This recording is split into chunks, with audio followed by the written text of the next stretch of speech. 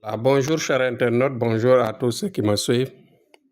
Aujourd'hui, nous allons parler effectivement des dangers qui tournent autour de ce travail mystique.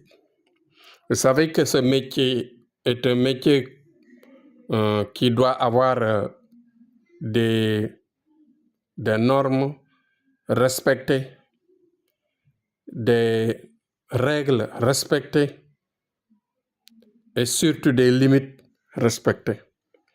Pourquoi je le dis? Parce que tout simplement, actuellement, dans ce monde actuel, tout le monde est parti à la ruée d'en faire un métier. Et ceci est très grave. C'est très grave dans la mesure où le danger peut venir à n'importe quel moment.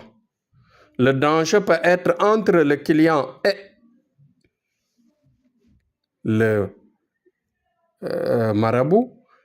Le danger peut être entre le marabout et le diable. Le danger peut venir entre le diable et sa famille. Et le danger peut même parfois venir, c'est-à-dire affecter le client et même affecter en même temps le marabout et en même temps l'environnement. Et en général, dans la plupart des cas, si le marabout est bien protégé, cela peut continuer jusqu'à sa descendance. C'est des choses que je souligne parce que tout simplement, je veux que certains jeux que l'on fait autour de ce métier cessent.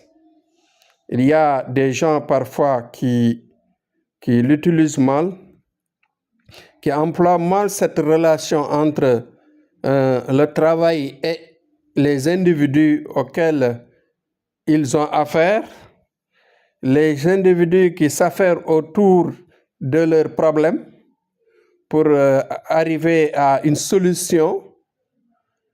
En fait, ce qui est très dangereux chez l'auteur, l'acteur, c'est toujours de ne pas respecter ce qu'on appelle les sacrifices.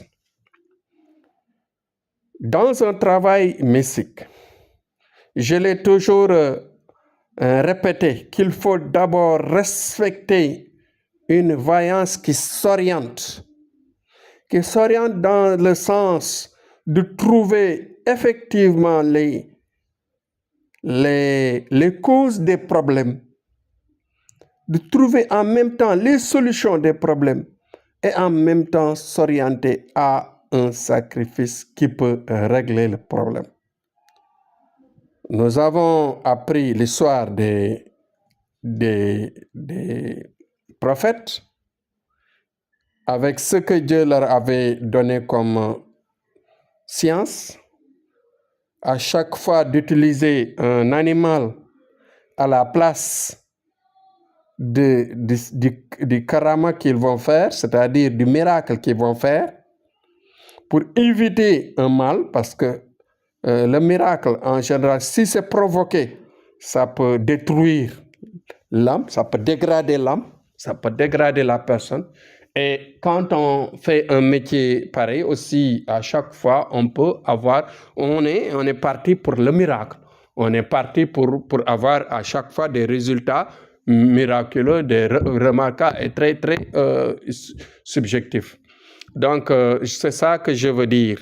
Aujourd'hui, mon message, c'était de rappeler qu'il y a beaucoup de paramètres qui tournent autour du travail mystique, qu'il faut bien étudier, qu'il faut bien voir et il faut comprendre.